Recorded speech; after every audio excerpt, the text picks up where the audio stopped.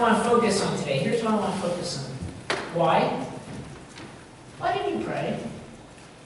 If you prayed in the last 24 hours, 48, it doesn't matter. Why? Did you pray because, well, it's a Christian duty? That's what I'm supposed to do, right? Christians pray, so it's time to pray. Or did you pray because maybe there was something you're worried about, something you're concerned about? Were you praying for somebody to be healed? Maybe your promotion at work, or maybe just for safety and security? Why did you pray? Why did you pray?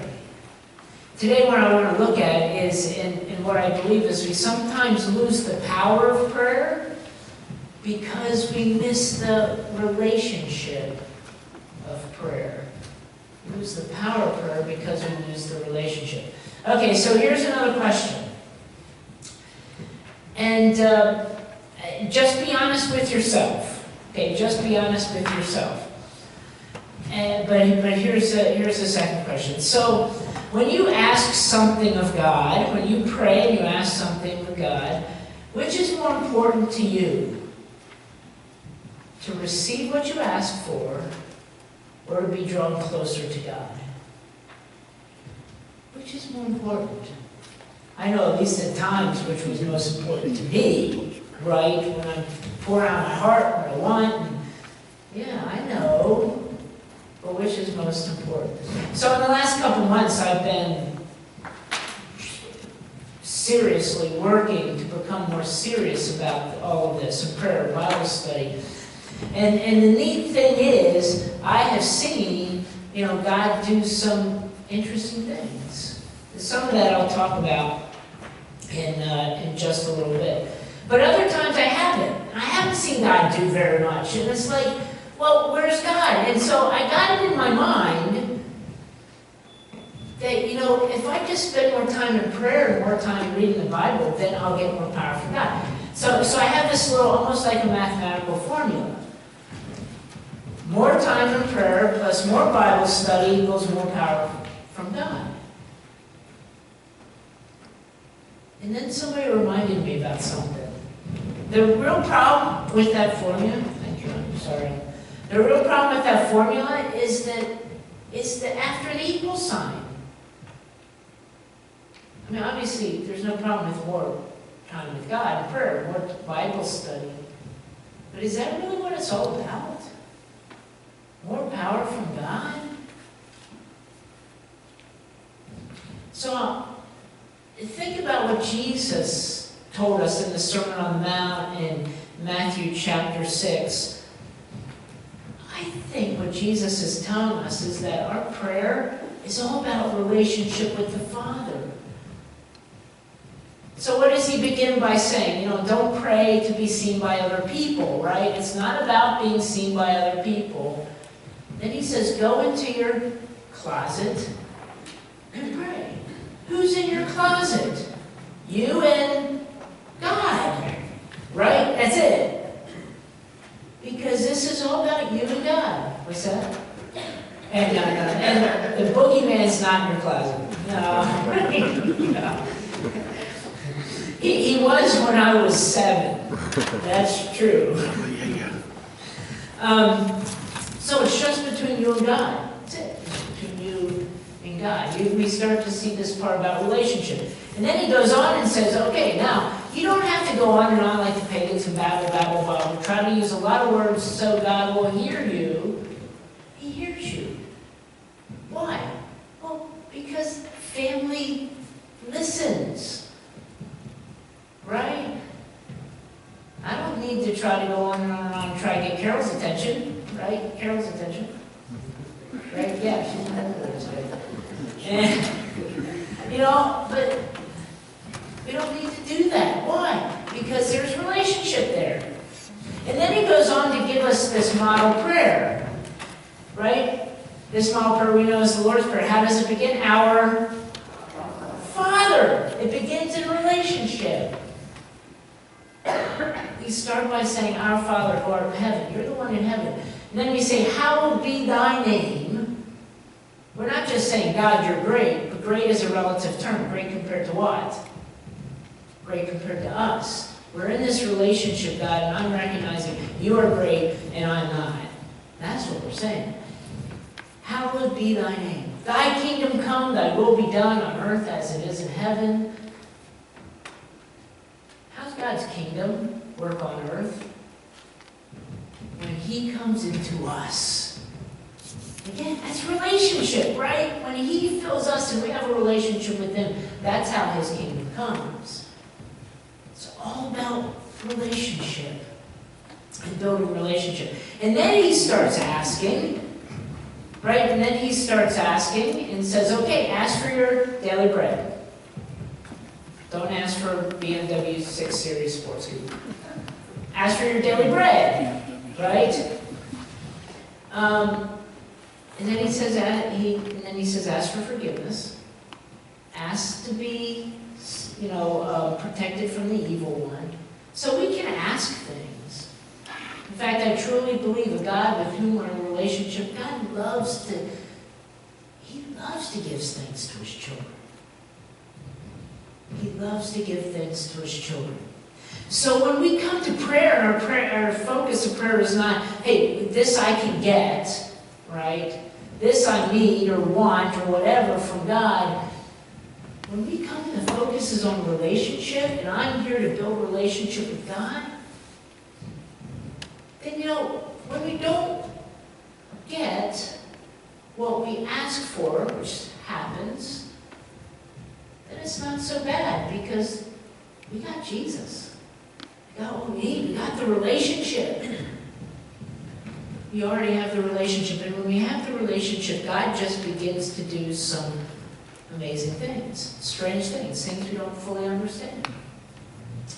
So, a little more than a week ago, Thursday, I was in a meeting for Mass at a different church.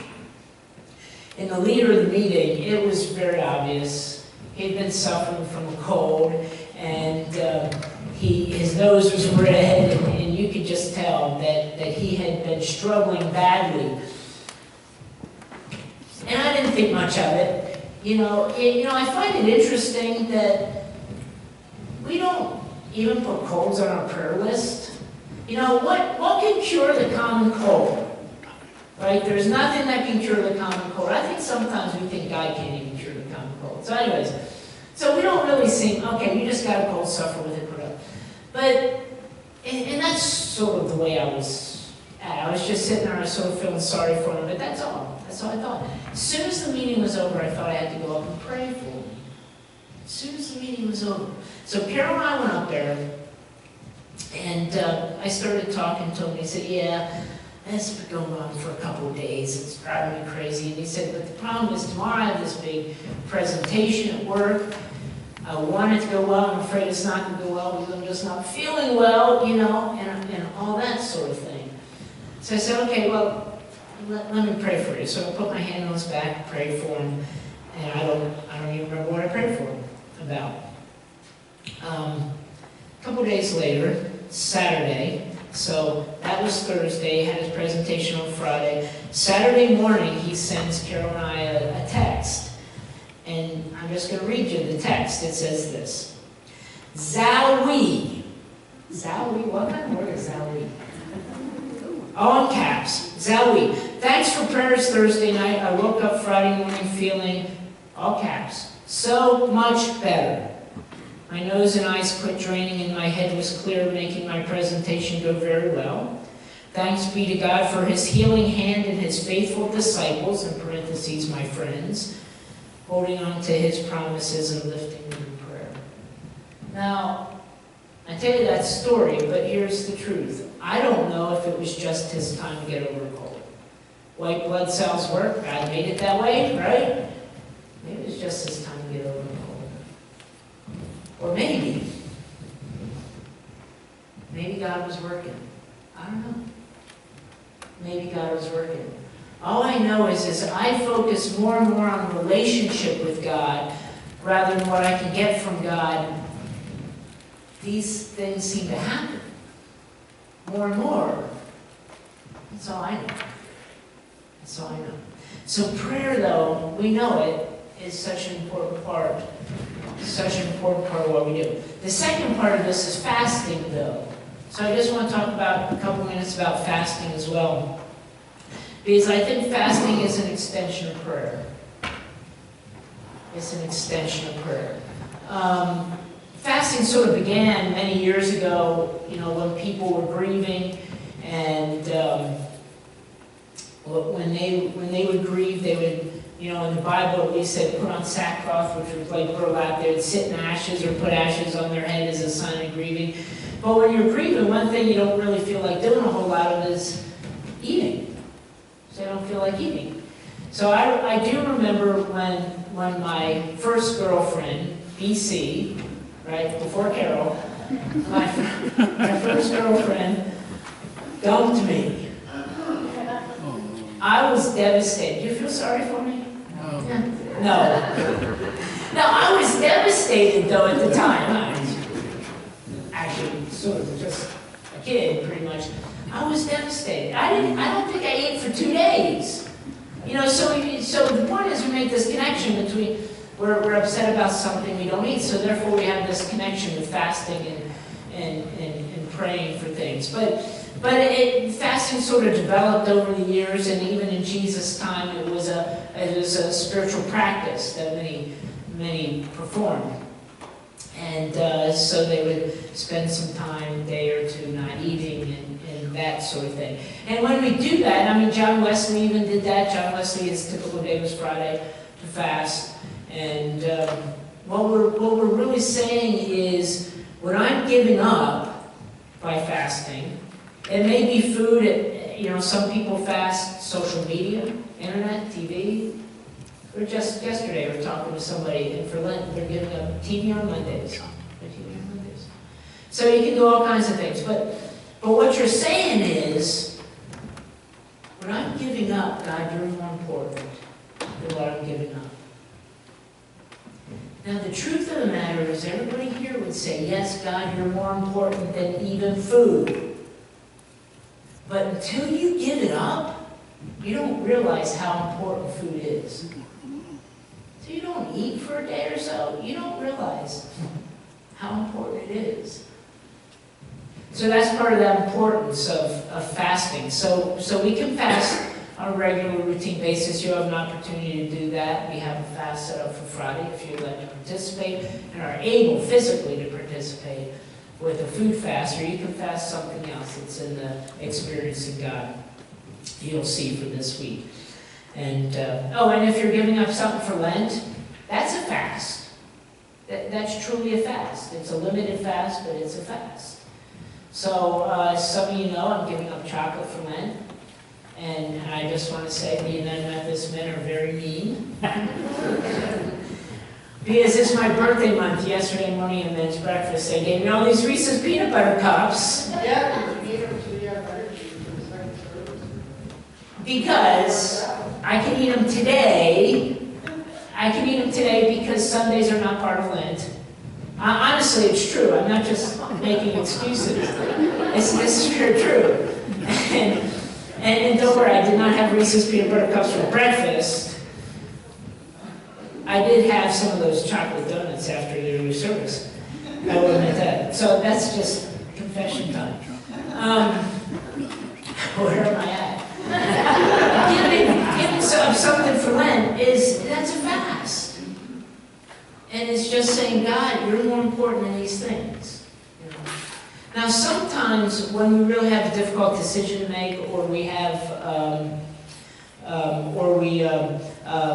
are going through something difficult, we might fast as well.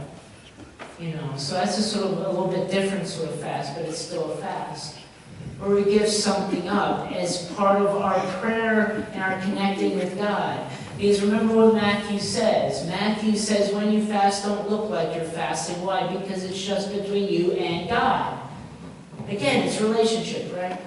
So it's just between you and God. So sometimes this will be part of our relationship with God when we give something up. I met a man not too long ago. I originally met him a little over a year ago. And his wife, before that, was undergoing this terrible trial and behavioral problems, all kinds of issues that she was having. It was like the devil was really attacking her or something. And he went on a fast. 7 days, 1 week, water only. For 1 week. But this was because his heart was broken. And he knew he needed to do something. So along with praying, he fasted and only drank water for 1 entire week. And a little bit after that, I don't remember exactly how long, a little bit after that, his wife experienced this amazing deliverance and turned around almost 180 degrees. There were still some issues, but almost 180 degrees. He certainly credits the fast as part of that. So we fast in that way as well. So it's all about prayer, and fasting is all about reconnecting with God, our relationship with God. And that's what, of course, St. Patrick's Day is all about, right? We know what St. Patrick's Day is all about, right? It's all about parades and green beer, right? That's what we think. But most people don't know the story of St. Patrick. Do you know the interesting thing? St. Patrick, the patron saint of Ireland, was not Irish. He wasn't Irish. He was English. He was British. He grew up in Britain. Here's the story in a nutshell. He grew up in Britain in the 600s, I believe it was. He grew up in Britain when he was 16 years of age. Irish pirates came, kidnapped him, took him back to Ireland to be a slave. For 6 years, he was a slave in Ireland. He was guarding the sheep. That was his job. That's what they made him do. After 6 years, he escaped back to England. But while he was there in those 6 years, St. Patrick would later write that he started to develop his faith, his relationship with God. And until he escaped back to England, and that grew, and that continued to grow, until he became clergy, basically. He went to the ministry. And he continued to develop this relationship with God. And then one day, God asked him to do an unexpected thing. And God said, go back to Ireland and tell the people in Ireland about Jesus. And he did. And he did. And that's now why he's the patron saint of Ireland, St. Patrick. Did he use the three-leaf clover to explain the Trinity? I don't know. Maybe legend. We don't know. Did he drive all the snakes out of Ireland? Probably more doubtful on that. But still, it was simply because he had developed this relationship with his Father in heaven that we still know him today, and that because he was able to do what he did. It's not about receiving the power. It's about receiving Jesus. And when we put that relationship first in our prayer life and in our fasting, when we put our Father who art in heaven first, then he does amazing and wonderful things. I pray you'll take some more time this Lent and even beyond Lent to put that relationship first. And whenever you pray, just consider we're praying to draw closer to him. When we do, oh, what joys and what wonderful gifts he provides back to us. Amen.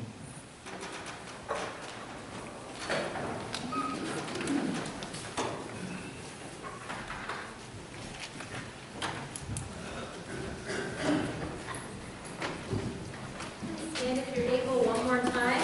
Join us in hymn number 526 in your hymnal, What a Friend We Have in Jesus.